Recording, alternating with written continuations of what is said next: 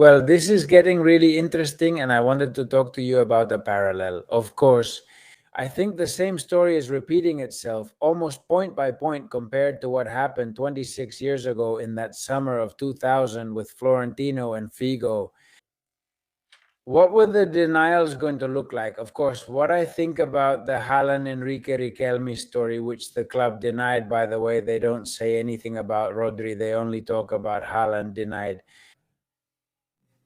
I think it's brief and not very forceful on the part of Haaland's representative, Rafaela Pimenta, and the father last night after the Hormigueros show. But yes, I understand if you want to be forceful, you don't end by saying good luck to both candidates. And this is false. Yes, it's true that they say this is false, but come on. I think they should have gone a bit harder there, in my opinion.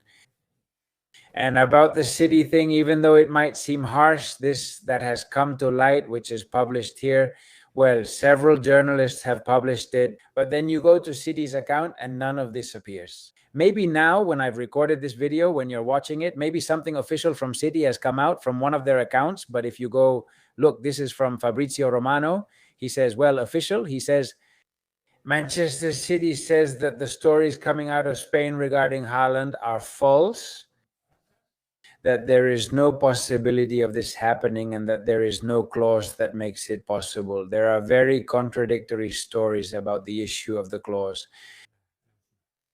Apparently there was one, and then there wasn't anymore. Apparently that clause is activated again in 2029 because Haaland has a contract until 2034. He signed for almost 10 years. Remember Haaland's new contract. And there are people who say that, yes, he does have it. And they say here that they are considering taking legal action for the use of their footballer's image in this context. And apparently, Haaland's image rights are owned 100% by the footballer himself and not the club. And when they take legal action, well, we'll talk about it. In the meantime, announcing them doesn't make sense. To sum up, and now I'll compare it with the Figo case. I think that if the player doesn't speak here, if the player doesn't deny it directly, and he's just one tweet away from doing it, he's active on his social media, he's just one tweet away from doing it, just one tweet away from saying if he's outraged because they're using his image and he owns 100% of his image rights, he should have said, this man is lying. What is he even saying? I'm not leaving here. There's no way I'm going to Real Madrid if this man wins. And Haaland hasn't said it yet. His father can say whatever he wants. Of course, the father can be very important too. In fact, Latico Serrano was saying in his video that he is aware there was a meeting this past Saturday with Enrique, someone from Enrique Riquelme's team, and Haaland's father. And that this would never have been negotiated through Rafaela Pimenta's representative. I mean, there's something strange here because I insist the player still hasn't come out. And even if the player comes out, I've seen everything. And since we've seen everything, and in 2000 we saw what happened with Figo, we can believe anything. But look, Figo came out at the time. Figo broke his silence, denied everything. I'm not crazy enough to sign with Florentino, nor have I received 500 million in advance. The fans can be calm. Look, Figo came out at Camp Nou. Nunez knows that I was willing to sign for less money, but he hasn't even listened to me. Well, there was that push and pull at the time. From Barca, but they were also having elections there. It doesn't change much either. At Manchester City, they're not having elections because there aren't any, right? So it might change a little bit, but still, as I said, it's a very similar situation. All of this happened, dear children. Some of you weren't even around back then, or you were very young, right? During all those days, and I think Riquelme must have had to weigh this, otherwise it would be suicide, even for him as a businessman. So what situation would he be in if this is a lie? Florentino Perez assures that if he wins the elections, Figo will play for Madrid. What did Riquelme say yesterday? If he wins the election, Haaland will play for Real Madrid. Did he say, I have Figo signed, Florentino? No, just like Riquelme didn't say, I have Haaland signed either. He said that if I win the elections, this footballer will play for Real Madrid. Later, Figo denied it. win or lose, I'll play for Barca. Figo kept saying that. And this happened just a few days before Figo showed up with Real Madrid. I think they've copied that exactly. Thank you. And even regarding the issue of the quotas, notice that I don't know why I remembered that Florentino committed to the membership quotas. Sorry, to the season tickets. And it wasn't like that. Did they remember today that excerpt where Florentino committed with the signing of Figo that Figo would play for Real Madrid if he became president in the following way? And it wasn't the season tickets, it was the membership fees, the same as Riquelme. Back then, I guess it would have been less. About Riquelme, it wouldn't have been 18 million, but apparently 15 million because there are certain membership fees at Real Madrid. I think for retirees and so on, I think they cost a little less. So the average would be about 15 million if he broke his promise and became president of Real Madrid. He would have to pay 15 million, which is the total of all the club members' fees. Well, this is what Florentino said, and this is what Riquelme said yesterday. If I am president of Real Madrid, Luis Figo will be a Real Madrid player. And look how confident I am in what I say, that if I become president and this doesn't happen, I would pay all the members their membership fees for the next season. I don't know why I remembered it as the season tickets, the membership fees. If I become president of Real Madrid next Sunday, starting Monday, if I break any of my promises, I have signed a personal notarized guarantee where any breach on my part, I will pay 100% of the entire membership fee for all 100,000 Real Madrid members next season. Wow. Bueno, well, of course, here are the exact phrases, although they're not included here. He already mentioned Rodri, by the way. City, as I said before, hasn't complained about Rodri because they know Rodri wants to leave. He said, if I am president of Real Madrid, Rodri will play. At first he said, a player like Rodri, Rodri will play for Real Madrid. If I am president of Real Madrid, Haaland will play for Real Madrid. And this sentence is the one that contains both. Namely, if I don't keep my promises, the ones he just made. And watch out. And there's one left. Now we're talking about Klopp because he has really surged into the spotlight in the last few hours. Well, in a letter, in a notarized document, he commits to doing that. Florentino didn't do this in his time due to some differences. He assured it in front of the members. I'll pay the fee, and look, I would have done it for sure, but no, I don't have any notarial record there. Well, I mean, it's a copy of that, but even in this sense, isn't it supposed to be more sophisticated with more, in theory, with more guarantees? Of course, Florentino, we know about Florentino's brilliance in these 26 years, 23 of them as president of Real Madrid. Enrique Riquelme is a guy who has only recently come into our lives. But Florentino had also come into our lives not long ago, although we already knew him from 95 when he lost the elections to Mendoza. Well, of course, what's going on here? They're saying, where is Enrique Riquelme going to get that money from? And it would be good if he explained it because, of course, he's also going to have to pay for Rodriguez. Rodriguez is going to have a salary too. They pull a huge amount. I don't know if that clause exists. Some say yes, others say no. How much would a huge amount cost? Between 150, 200 million, a huge amount. Plus the partner City, all of that has to be explained by Enrique Riquelme.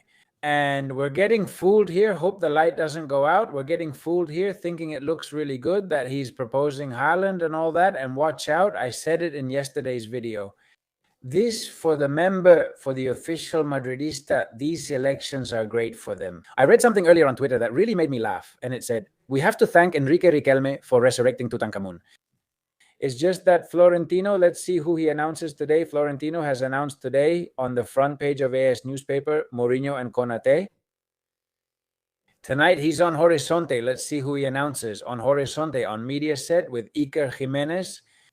It's a show. The lights will go out on me and you'll notice with all the table banging.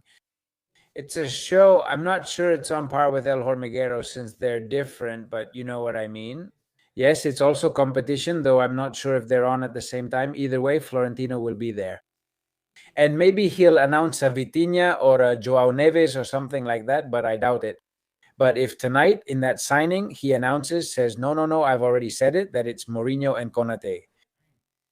If he says Van Danfries, that's fine too, because we already know it, and because obviously, even though he's a necessary guy, which I think he is, he's not at the level of what we're talking about now, like big breaking news, right? So we'll see. But I insist Riquelme has to explain where he's going to get all that money from, how he's going to do that, and they have to ask him. Journalists would be wrong not to ask Enrique Riquelme. Therefore, I think he has to sell a big one for several reasons. To get money, they can't all play together. If we've had issues with Vini, Bellingham, and Mbappe, imagine adding Haaland too. All four can't play together. Give me a break. But also to imitate Florentino. Why? Did Florentino know what was going on? Florentino doesn't sign Cristiano. Yes, he does sign him, but he has a commitment to Cristiano. And besides, it's documented that Ramon Calderon, who was a cancer for Madrid in many ways. But hey, if the man deserves recognition for some things, I've always said it. Mijatovic as sporting director and Cristiano Ronaldo's commitment involved Ronaldo agreeing to pay a hefty sum if he didn't sign with Real Madrid. Well, Calderon handled that so Florentino Perez could finalize it. But if we go to the Figo case, when he signed Figo for 60 million euros, 10,000 million of the old pesetas, what happens? Florentino doesn't say who is going to kick off the squad, but what happens after 1 or 2 months? He kicks out Fernando Redondo. Do you remember? This happened, but Florentino didn't say it. If Riquelme is forced to say who he's going to kick out, he won't say it either because he knows all those things would already create division. If he says Vinicius, there would be a lot to talk about. Hey, Vinicius, great guy, whatever. I don't know. I mean, Vinicius, what the heck, right? Because there are people who want Vinicius to leave Real Madrid, among whom I don't include myself, by the way. Just saying. Although I think someone would be unnecessary there if Haaland comes, that also has to be said. It could be Mbappe too. He's not going to say it, but the one who would be most likely to leave Real Madrid would be Vinicius. But of course, for a clear reason. Vinicius' contract ends next year. He hasn't wanted to renew and so on. All right. At Madrid, Redondo is leaving. Even when Cristiano arrives during Florentino Perez's new era in the summer of 2009, well, in fact, there was no election. He was the only one who showed up, but he had to let go or sell Robben and Snyder. Whenever one of these big names comes in, someone else has to leave. One or more, be careful because this can happen. And I think those patterns could repeat if Riquelme wins. I insist. I think what Enrique Riquelme hasn't been able to imitate from Florentino Perez is the mail-in voting. Because Florentino was very clever in 2000. I didn't really know this story, but apparently Florentino, because of his friendship with Cándido Méndez, the one from, was it Comisiones Obreras or UGT? Cándido Méndez, I think UGT, right? Yes. He had that influence, of course, that connection, which is a workers' union, for those who don't know. There are two major workers' unions in Spain, Comisiones Obreras and UGT. Well, so for those who are abroad and don't know, this man had the data of many workers from many companies in Spain. And Florentino, according to what they say, spoke with him so he could get those members' contact details. In companies like El Corte Inglés and other very large ones in Spain. And that's how he started getting a bunch of, well, in this case, postal votes from members working at many companies in Spain. And Florentino won those elections thanks to the mail-in vote. I don't know if that story is 100% accurate, but that Florentino did something to win the mail-in vote, of course, and he was smarter than Lorenzo Sanz. And here I think that either Enrique Riquelme has made a similar move, which I don't think, or the mail-in vote is a decisive factor in these elections. But anyway, the other thing is about Klopp. Last night, they were talking about this possibility, and apparently, and Ramon Alvarez de Mont has confirmed it. Juanma Castaño was saying it on COPE. Ramon Alvarez de Mont confirms it. Is Klopp Riquelme's coach? Not exactly. He said Riquelme has had 2 direct meetings with Jurgen Klopp and Red Bull executives, and that he wants him to be the next coach of Real Madrid. Remember that in the talk on El Hormiguero, what he says is, well, in the last few days, he hinted that they had changed their approach. And maybe they did have an agreement or had contacted Arteta or Cesc Fabregas at some point. In recent days, there may have been talks with Jurgen Klopp. I'm telling you, if it's confirmed on Friday or Saturday, Jurgen Klopp, if Haaland doesn't come out to deny this, Haaland, based on everything I've said. And Klopp's name also comes up. If you go with Rodri, with Klopp, and with Haaland, plus the thing with Hierro and Raul, which is to a lesser extent less significant than this, of course, but it also serves as a bit of support. Definitely two legends of the club. But with these three, or Florentino, who I think is still going to win, because Florentino has all the weight of being Florentino. But Florentino is going with a João Neves or a Vitinha or something really big besides Vitinha Mourinho with a Teate Dumfries, or there's a match. Careful. Unless Haaland leaves or Klopp's deal falls through in the next few hours, there's no way. Well, at least this has generated, which is very good. Look, this is the banner that was put up near the Bernabeu today. Maybe, I don't know if it was put up. I don't know if this is near the Bernabeu. Enrique Riquelme for sale. It says contact Florentino Perez or call Florentino Perez, so that the member knows that here is Florentino Perez's phone number, right? So that the member knows what's going on. And what are you going to do? Real Madrid is not for sale. Vote Enrique Riquelme 2026 and that for sale sign on the front of the stadium. I think it's been a smart campaign, starting there with the social aspect, presenting this as a referendum, although it might be an exaggeration. I've said it in a lot of videos, and then ending with the sporting side with the Haaland thing. If the player doesn't deny it, or even if he does, what happened with Figo years ago and recently with Klopp could still occur. Before voting, that could be something that makes this a much more even fight than we had thought. Are you still thinking that Florentino Perez is going to win? And as I was saying, at least this has made Florentino step up like Tutankhamun rising. I mean, yesterday Florentino was like, wait, where am I? I don't know. Here I am with the Klopp thing. Yesterday, Florentino did this after the announcement about Haaland. Florentino. He says in his... He puts an ad, on Antenna 3. I didn't have it before, but now I do. Okay, the show ends. And it's finishing the show. The end credits. Dear members, this message is for you and the Mourinho ad. At the end of the show, but not only on Antenna 3 with El Hormiguero, also on Mediaset.